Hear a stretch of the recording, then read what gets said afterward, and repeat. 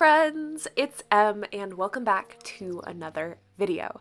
Today we are going to be doing my February reading recap, and it was a good month. Particularly because I did so many buddy reads. Like, honestly. I have a friend, Ashley, so we read The Neighbor Favor, Give Me a Sign, and The Partner Plot together, just like back to back to back to back. It was awesome.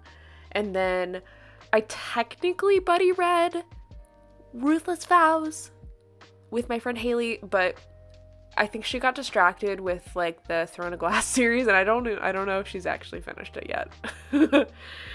But in the month of February, I read 23 books, and I felt like it was a really good month. Part of that was because I read 5 fantasy novels and 7 romance. So usually romance is almost always like far and away the winner in terms of the amount of books that I read, but fantasy is usually way behind, and this month it was not. I definitely would attribute some of, in my head I'm like, oh, well, why didn't I get 1 book a day? Which is just a ridiculous thought. But I attribute reading more fantasy books to why I read less books. I also read a large number of mystery and contemporary. But let's talk about the books that I loved this month. So there are 8 of them. These are the 8 that I really went like, wow, these books are amazing. So we have The Tainted Cup by Robert Jackson Bennett, which I loved his previous series, which was like right in between fantasy and sci-fi. This one I think falls in between fantasy and sci-fi, maybe leaning a little more sci-fi. But we also have like kaiju and a mystery. The mystery in this book is just like next level. I freaking loved it. And I can't wait. I hope it's a series. I'm pretty sure it's going to be, but you never know. I also read Building a Second Brain by Tiago Forte. And this is all about like understanding digital storage and sort of like how to manage your notes so that you will always be able to refer back to them and sort of like making it a useful tool. It was mind-blowing. I immediately went into my Notion and was like, oh! But yeah. I also read The Neighbor Favor by Christina Forrest. We're actually going to be doing a Joyful Chaos book club chat with her in April, if you're interested in coming. This is just like the cutest romance I think I've read in a really long time.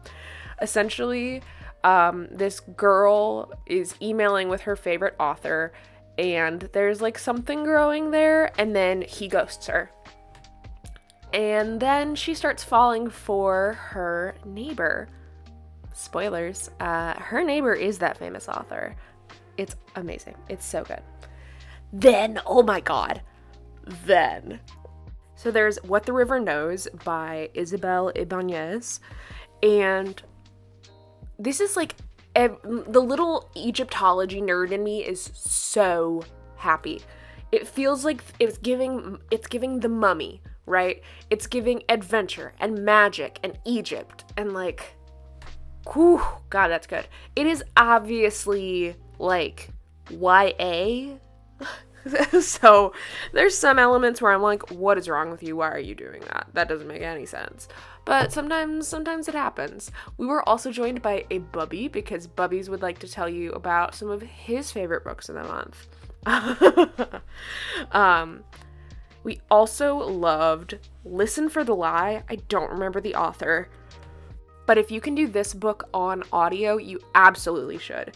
It's like a true crime podcast. Everyone in this town believes that the main character killed her best friend. And she's honestly not so sure that she didn't. So a true crime podcast comes to town trying to solve it, and a mystery unfolds. It's really good. I really enjoyed it. I also, oh my god, I read and I loved Only and Forever by Chloe Liza. This book, it was Viggo's book. It's the 7th book in the Bergman Brothers series, and it ends the Bergman Brothers series. I don't think we're done with this family. I think we're gonna see maybe grandkids. We might get an OG story from the parents. But it was so fucking cute. I'm not gonna say anything about it, just that it made my heart so happy. Just like literally so happy. And then The Prospects by Katie Hoffman. It's, oh my god. I did not realize that baseball had so much, like, butt slapping in it. Like, do I need to watch baseball? Someone tell me if I need to watch baseball. So this is about Gene, who is a trans baseball player for an Oregon minor league team. And his rival transfers from a separate team, and they have to learn how to work together as they switch positions, and then as they start falling for each other. It's really hot, and I loved every minute of it. I loved it to pieces, and it's a debut. Very excited about that. And then there's Ander and Santi Were Here. So this is by, I think it's Johnny Garza Villas, or just Villa. I think that's right. It might not be right. But this book, oh my god, it's like it just like put its hand in my chest, Once Upon a Time style, ripped it out, and then crumbled it to dust. This is a story about a teenager in, I think it's San Antonio, but it might be Houston, in Texas regardless, who is, growing through their artistic expression, and they fall in love with a boy. And normally, okay, you have some expectations about what's going to happen there, but we find out very quickly that Santi is an undocumented immigrant. And so there's all of these other factors that are in play, right? Because you have to worry about ICE, and especially sort of near, closer to the border, that's a larger threat. And you just get to watch them fall in love, and it hurts, and it's so good.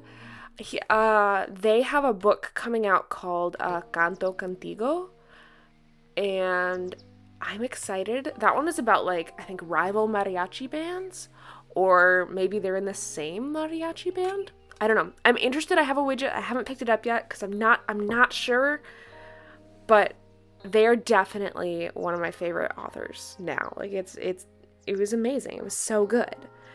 I read 23 books and had 8 of them on my favorites, which I'm very happy with. That's like a third of my books being favorites. That's amazing. And you know where I stand on this, right? If you read any book that you enjoy during a month, you had a good reading month. It's not about numbers, it's about quality, and specifically the quality of your experience. You could be reading a really terrible book, but if you're there in the bathtub laughing your ass off and feeling sort of joyful about it, you had a good reading month.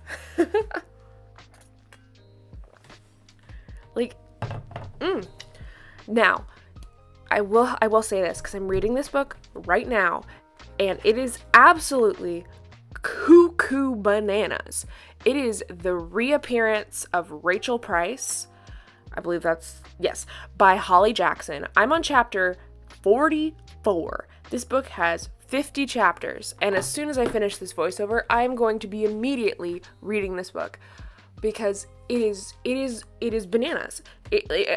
I loved How to Get Away with Murder, or no, sorry, I do love that, but A Good Girl's Guide to Murder, and this feels definitely more in that vein. I read Five Survive, and I was like, okay, this is okay, but this one is inject it into my veins. Give me the YA thriller, daddy, please. Although it's really technically mother, because Holly Jackson is the mother of YA thrillers. Delicious. In terms of NetGalley, I was pretty good. I'm still at 93%. I was almost at 94% at the time of writing this. I have since accepted a fuck ton of widgets, and I'm barely at 93%. It's fine. I read 2 more than I was approved for, so we call that a win. And I'm really, really excited. I definitely want to hear what you read in February, what you loved. If you had a good reading month, absolutely let me know. Tell me all about it. And don't forget to like this video if you liked it. Subscribe to my channel to see more videos, and hit the notification bell if you want a cute little email in your inbox or a notification every time I post, which should be twice a week. We'll see. But, you know, we're here for the books, the boojas, and beyond. And as always, happy planning.